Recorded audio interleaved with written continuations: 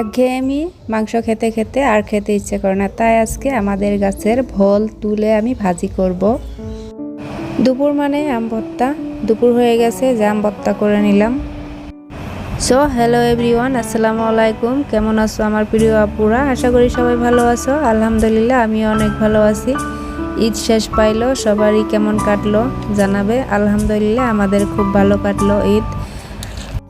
কি যে একটা বতর বোঝাই যায় না, এই বৃষ্টি চলে আসে, এই রোদ উঠে যায়, এই গরম এই ঠান্ডা। আর এই যে দেখো দুপুর হয়ে গেছে, এখন আম বানানো চলছে। আমাদের গাছে অনেক আম আর কি একা একাই পড়ে আমগুলো, তো সেগুলো আর কি পড়েছে, গোটো করে আর কি ভর্তা বানানো হচ্ছে। আর এই যে চলে আসলাম আমাদের বাগানে এসে আমি দেখো ভোল তুলে নিলাম 2টা। আর কতই মাংস খাবো, খেতে খেতে আর ভালো লাগে না, তাই মেয়ে আর কি খাইতেও চায় না। ও বলছিল ভোল দিয়ে আমাকে ডিম দিয়ে ভেজে দাও। আমি আর কি ভোল দিয়ে ডিম ভাজবো, তার জন্য 2টা ভোল তুলে নিলাম।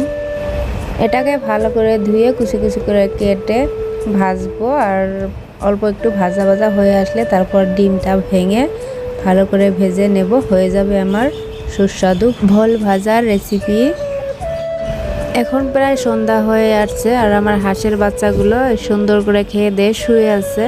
আর আমি চলে আসলাম বাড়িতে এসে আর কি আম গাছতলাতে এখানে ভিডিও করতেছিলাম। আর তারই মধ্যে একটা আম পড়ে গেল, এই দেখো। তো আমগুলো আমি খুঁটে নিব, আরও একটা আগে থেকে পড়েছিল আর এটা পড়লো জাস্ট এই মাত্র। তো খুঁটে নিয়ে চলে যাব বাড়িতে। সদাই পরে আর কি আমগুলো, অনেক আম ধরেছে এইবার।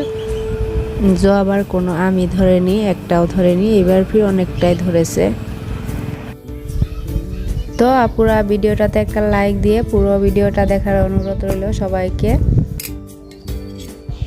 আমাদের এখানে প্রচণ্ড গরম পড়েছে, তাই সন্ধ্যেবেলা চাটা রান্না না করে নাস্তা বানিয়েছে আমার যা, তো একটু দিয়েছে আমাকে, আমি খেয়ে নিলাম। খেয়ে দিয়ে মেয়েকে যাব পড়াইতে, আর রান্না করাই আছে, আজকে রান্না করতে হবে না, গরম করে খাবো। আর দেখো অলরেডি পড়াইয়া চলে আসছি, মেয়েও খেতে বসেছে, আমিও খেতে বসে গেছি। গুড মর্নিং আপুরা। আজকে আবার সকালবেলা, রাত্রে আর ভিডিও করা হয়নি, খেয়ে দিয়ে শুয়ে পড়েছিলাম। এখন হচ্ছে সকালবেলা, আজকে মঙ্গলবার। 10 মিনিটে সকালের নাস্তা ও মেয়ের টিফিন রেডি করলাম। কি করে রেডি করলাম বলো তো? পানি ভালো করে বলক তুলে তার ভিতরে চাউলের গুঁড়া দিয়ে দিলাম, দিয়ে একটা ব্যাটার বানিয়ে নিলাম। ব্যাটারটা টুকরো টুকরো করে রুটির শেপ বানিয়ে নিয়ে সেটা আর কি বেলে নিলাম। বেলে তারপর তাওয়ার ভিতরে ভেজে নিলাম। হয়ে গেল আমার ঝটপট নাস্তা এবং মেয়ের টিফিন।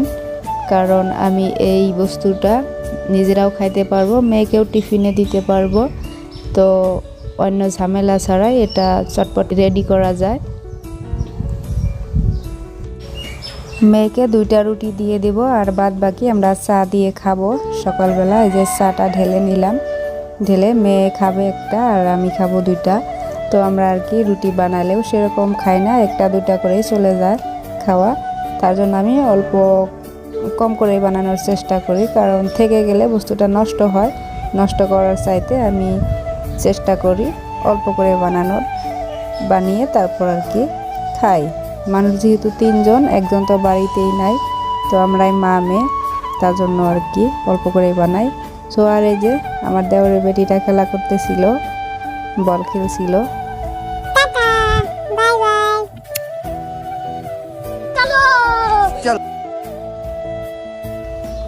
ক্যামেরা দেখে ভাবটা দেখলে তো কিরকম করলো, তো এরকমই ক্যামেরাটা ধরলে ও আর কি কিছু না কিছু করবে আর কি।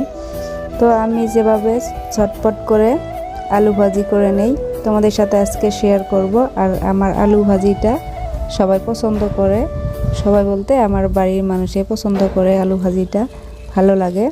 তো আমি আলুগুলো কুটে নিয়ে তারপর হলুদ, মরিচের গুঁড়ো অল্প একটু আর মশলাপাতি একটু একটু করে দিয়ে তারপর আর কি সোমবারে এরকম করে বসিয়ে দিলাম।